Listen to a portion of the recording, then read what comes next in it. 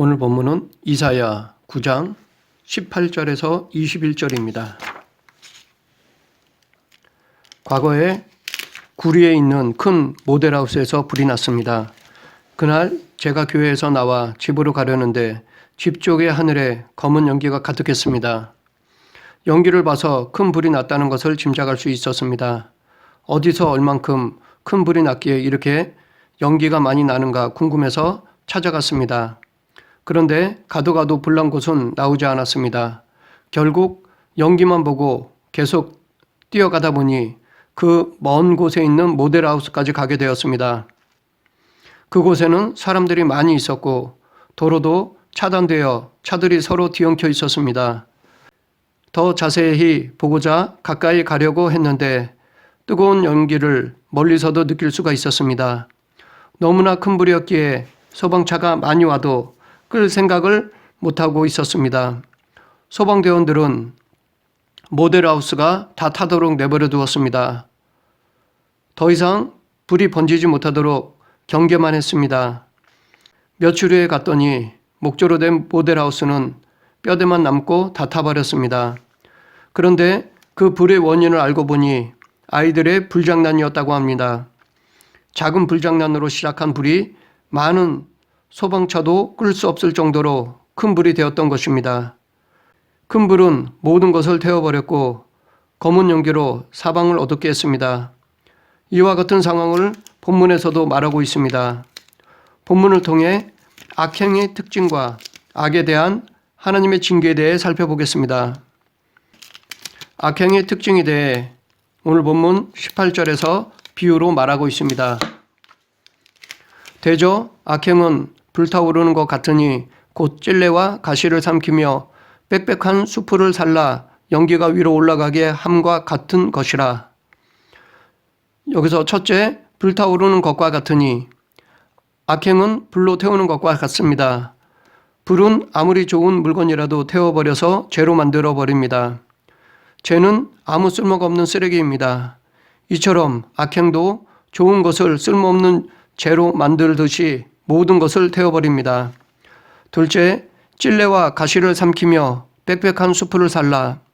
악행은 작은 것으로 시작하여 크게 번집니다. 불은 작게 시작하지만 크게 번집니다.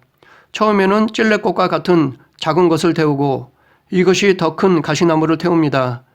그뿐만 아니라 더 나아가 숲 전체를 태웁니다. 이처럼 악행도 처음에는 작은 것으로 시작하여 나중에는 큰 것으로 성장합니다. 이것은 바늘도둑이 소도둑 된다는 속담과 같은 의미라고 볼 수 있습니다. 사람들은 처음부터 큰 죄를 범하는 사람은 없습니다. 처음에는 죄인지 아닌지 구분이 안 될 정도로 미약하게 시작합니다. 하지만 그것을 자주 반복하다 보면 나중에는 돌이킬 수 없는 큰 죄를 범하는 것입니다. 그래서 사도 바울은 이것을 경계하고자 악은 어떤 모양이라도 버리라 라고 말하였습니다. 화투 그 자체는 악이 아닙니다. 오락이며 치매를 예방하는 방법 중에 하나이기도 합니다. 그러나 그것에 중독이 되면 악이 됩니다. 중독의 기준은 만약 내기를 해서 잃어도 기분 좋게 끝내면 그것은 오락입니다. 그러나 그 잃은 것을 다시 따내겠다고 집착하면 그것은 중독으로 볼 수 있습니다. 물론 승부욕이 강한 사람도 그럴 수 있지만 그런 사람은 돈에 대한 집착은 없습니다. 비단 이것은 화투뿐만이 아닙니다. 누구는 술, 누구는 담배 등 사람마다 의지적으로 약한 부분이 있습니다. 그래서 약한 부분에 대해 중독되지 않기 위해서는 아예 그것을 피해야 합니다. 이것이 지혜입니다. 셋째, 연기가 위로 올라가게 함과 같은 것이라. 악행은 빛을 차단합니다. 불은 무엇을 태울 때 연기를 발생시킵니다. 그 연기는 빛을 차단하고 시야를 가립니다. 그래서 불이 나면 연기 때문에 앞이 안 보여 비상구를 찾지 못해 큰 피해가 발생되기도 합니다. 이처럼 악행도 우리의 영안을 가려 복음으로부터 차단시킵니다. 그래서 예수님을 바라보지 못하게 합니다. 넷째, 악행은 유해합니다. 불이 무엇을 태울 때 내는 유독가스는 독합니다. 그래서 그 연기를 마시면 사람이 죽기도 합니다. 실제로 불이 난 곳에서 사람들이 죽은 이유를 보면 불에 타 죽는 사람들보다는 연기에 질식해 죽는 사람들이 더 많다고 합니다. 그러고 보면 불보다 요도가스가 더 치명적이라 할 수 있습니다. 이처럼 악행도 그 자체만으로는 끝나는 것이 아닙니다. 더 무서운 악을 불러옵니다. 믿음 좋은 다윗도 밧세바의 간음을 숨기기 위해 밧세바의 남편인 우리아를 죽였습니다. 간음죄를 숨기려고 더 큰 살인죄를 저질렀습니다. 지금까지 악행의 특징에 대해 살펴보았습니다. 다음은 이 악행에 대한 하나님의 징계에 대해 살펴보겠습니다. 악행에 대한 하나님의 징계는 첫째, 악에 대해 하나님께서는 불로 징계하십니다. 오늘 본문 19절입니다. 만군의 여호와의 진노로 말미암아 이 땅이 불타리니 백성은 불의 섭과 같을 것이라. 사람이 자기의 형제를 아끼지 아니하며.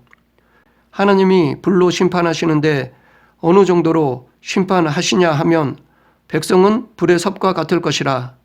즉 사람들을 땔감처럼 심판하십니다. 그 결과 사람이 자기의 형제를 아끼지 아니하며, 즉 고통이 커서 이기적으로 된다는 것입니다. 이처럼 하나님의 심판은 고통스럽습니다. 이러한 상황은 마치 제가 어렸을 때 교회에서 들었던 지옥을 연상케 합니다. 지옥은 마치 맛있는 음식을 가득 차린 잔치집과 같다고 했습니다. 그런데 그곳에 있는 숟가락과 젓가락은 모두 길었습니다. 그래서 음식을 숟가락으로 푸거나 젓가락으로 집어서 먹으려 해도 입이 음식에 닿지 않습니다. 그로 인해 잔치상에 모인 사람들 중 한 사람도 음식을 먹는 사람이 없습니다. 모두 음식을 땅에 흘립니다. 배고픔의 고통으로 인해 다들 이웃은 생각하지 않고 오로지 자기 먹을 것만 생각합니다. 이것이 지옥이라고 말씀하셨습니다. 그런데 천국에 대해서도 말씀해 주셨는데 그것도 지옥과 같은 잔치상이 차려져 있습니다. 숟가락과 젓가락도 지옥에 있는 것처럼 길었습니다. 그래서 음식을 푸거나 집어서 먹으려 해도 입이 음식에 닿지 않습니다. 그러나 천국에 있는 사람들은 한 사람도 음식을 흘린 사람이 없습니다. 모두 배불리 먹습니다. 왜냐하면 이들은 서로 먹여주기 때문입니다. 자기가 푸거나 집은 음식을 자기가 먹으려 했다면 지옥에 있는 사람들처럼 아무도 못 먹었을 텐데 이들은 이웃을 생각합니다. 그러다 보니 맛있는 음식을 서로 먹을 수 있습니다. 이곳이 천국이라고 말씀하셨습니다. 이처럼 천국과 지옥은 큰 차이가 있는 것이 아닙니다. 사랑이 있는 곳, 이곳이 천국입니다. 반면에 자기만 생각하는 이기심만 있는 곳, 이곳이 지옥입니다. 물론 천국과 지옥은 실제로 존재하는 공간적인 공간입니다. 그러나 통치적인 개념으로 본다면 이 땅이 천국이 될 수도 있고 지옥이 될 수도 있습니다. 그것은 우리가 사랑으로 사느냐 자기중심적으로 사느냐에 달려 있습니다. 즉 이 세상에서도 사랑이 있는 곳이 천국이요 자기중심으로 사는 곳이 지옥이라는 것입니다. 그래서 솔로몬도 마른 떡 한 조각만 있고도 화목하는 것이 제육이 집에 가득하고도 다투는 것보다 나으니라 라고 하였습니다. 그러므로 악행에서 돌이키지 않으면 하나님은 우리 삶에 지옥을 방불케 하는 징계를 주십니다. 계속해서 악행에 대한 하나님의 징계는 둘째, 악행에 대해 하나님께서는 굶주림으로 징계하십니다. 오늘 본문 20절입니다. 오른쪽으로 움킬지라도 줄이고 왼쪽으로 먹을지라도 배부르지 못하여 각각 자기 팔의 고기를 먹을 것이며. 하나님이 굶주림으로 심판하시는데 어느 정도로 하시냐 하면 각각 자기 팔의 고기를 먹을 것이며, 즉 너무나 배고파서 자기 이웃을 잡아먹을 정도로 징계하십니다. 실제로 이스라엘 역사를 보면 자식을 먹을 정도로 징계하셨습니다. 열왕기하 6장 24절부터 30절에는 아람 왕 베나다시 그의 온 군대를 모아 사마리아를 에워쌌을 때 성 안에 있는 사람들은 먹을 것이 없어 굶주리게 되었습니다. 이때 두 여인이 서로 아들을 잡아먹기로 했는데 한 여인이 자기 아이를 숨기자 전날에 아들을 잡아먹은 엄마가 왕에게 고하는 사건이 나옵니다. 물론 위 상황은 본문의 상황과는 다르지만 악을 행하는 자에게도 이와 같은 비참함이 이를 것입니다. 그만큼 악행을 행하는 자에게 하나님은 최악의 비참한 상황으로 징계하십니다. 이런 기근에 대한 저주는 신명기 28장을 통해서도 알 수 있습니다. 그 중에 33, 38, 39, 40절에서 소출에 대한 저주를 말씀하고 있습니다.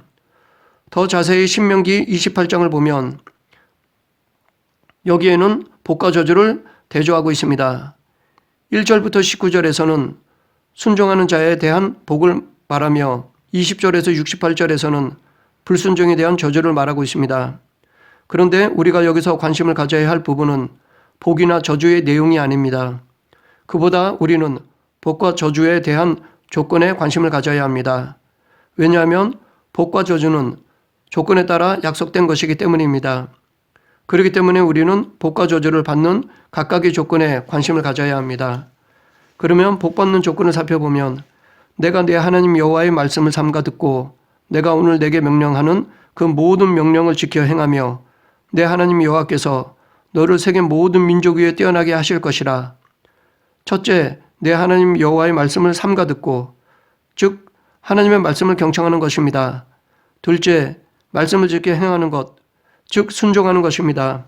반면에 저주를 받는 조건은 내가 악을 행하여 그를 잊음으로 라고 말을 합니다. 즉 저주를 받는 이유는 악을 행하기 때문입니다. 그런데 그 악을 더 자세히 뭐라고 말하고 있습니까? 그를 잊음으로, 하나님을 잊는 것이라고 말하고 있습니다. 이것은 곧 하나님의 말씀을 잃어버리는 것입니다. 이처럼 하나님의 말씀을 잊는 것이 악행의 시작이요 죄의 원인이 됩니다. 인류의 최초의 죄인 선악과 사건도 알고 보면 따먹는 행위에 앞서 먹으면 죽는다라는 하나님의 말씀을 잊어버린 것에서 비롯된 것입니다. 이뿐만 아니라 모든 죄는 행동에 앞서 하나님과의 관계가 끊어진 것에서 비롯된 것입니다. 이것은 지금도 마찬가지입니다. 우리의 죄들도 그 원인을 보면 하나님의 말씀을 잊어버리는 것에서 시작됩니다.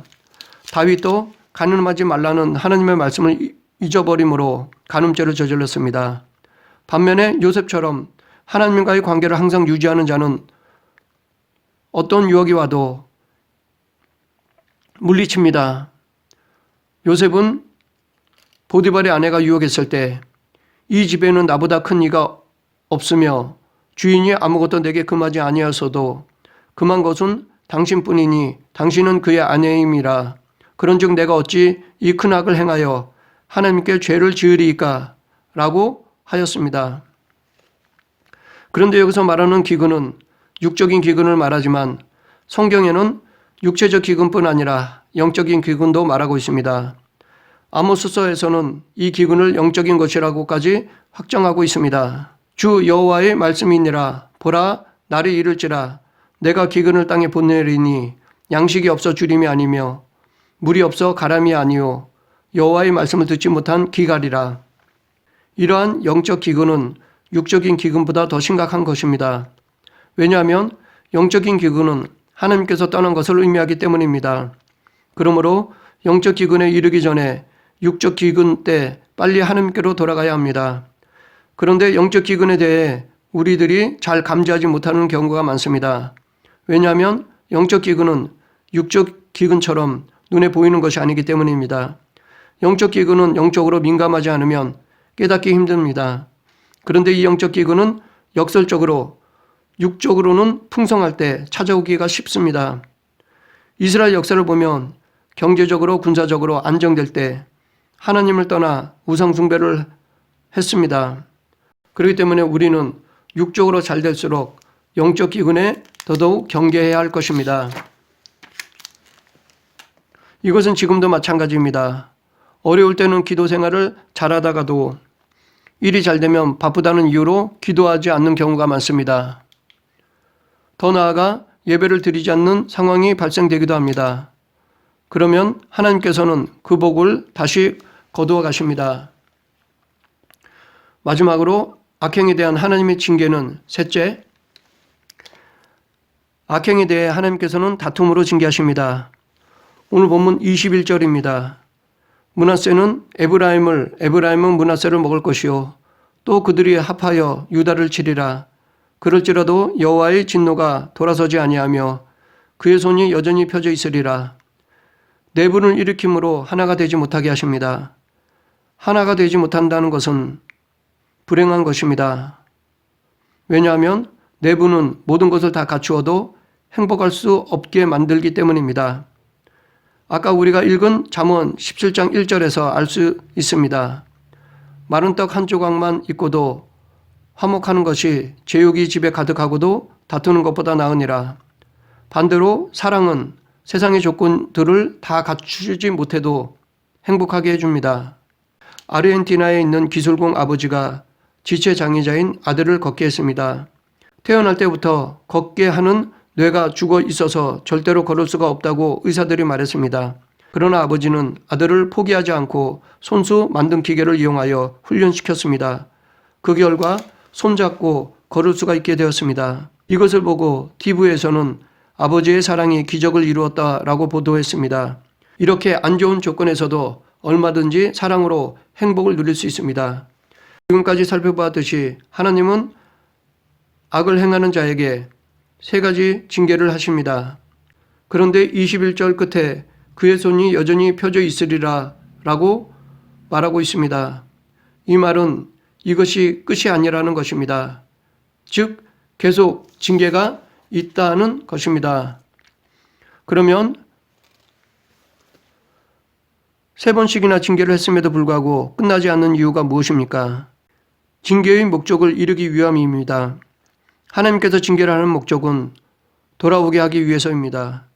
즉 회개가 그 목적입니다. 그렇기 때문에 징계를 몇 번씩 주어도 회개하지 않으면 계속해서 징계하십니다. 하나님은 우리와 같지 않습니다. 인간은 누구를 혼낼 때 아무리 때려도 말을 듣지 않으면 포기합니다. 죄는 원래 그래 하면서 체념해 버립니다. 그러나 하나님은 그렇지 않습니다. 돌아올 때까지 징계하십니다. 당신이 한번 선택한 자는 끝까지 돌아오게 만드십니다. 반면에 유기된 자는 계속 징계하고 결국 완전히 심판하십니다. 그런데 우리는 우리가 선택되었는지 유기되었는지 모릅니다. 그렇기 때문에 우리는 징계하시면 무조건 회개해야 합니다.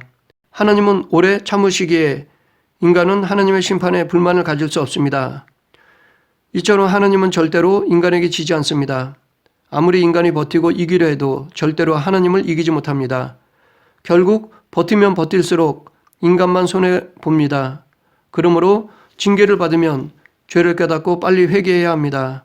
회개만이 징계를 피할 수 있는 유일한 방법입니다. 그러면 어떻게 회개해야 할까요? 에스겔서 14장 6절에서 우리는 회개의 방법을 알 수 있습니다. 그런즉 너는 이스라엘 족속에게 이르기를 주 여호와의 말씀에 너희는 마음을 돌이켜 우상을 떠나고 얼굴을 돌려 모든 가증한 것을 떠나라. 첫째, 주 여호와의 말씀에 너희는 마음을 돌이켜.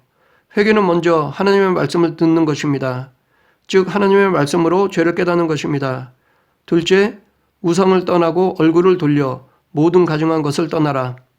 회개는 우상을 떠나 다시 하나님께로 돌아가는 것입니다. 즉 하나님의 말씀에 순종하는 것입니다. 이것은 위에서 살펴본 복받는 조건과 같습니다. 신명기 28장 1절에서도 복받기 위해서 하나님의 말씀을 듣고 순종해야 한다고 말했습니다. 그러므로 회개가 곧 복받는 시작임을 알 수 있습니다.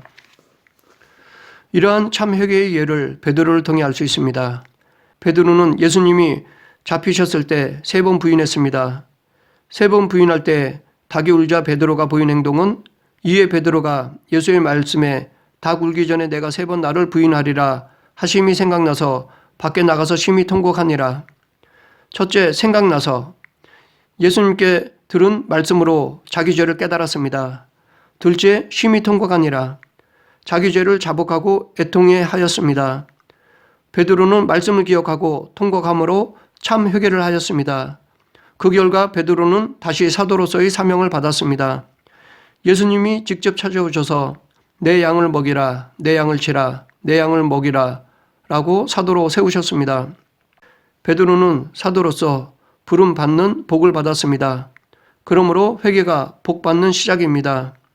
우리도 생각으로만 혹은 말로만 회개가 아니라 삶으로 드러내야 할 것입니다.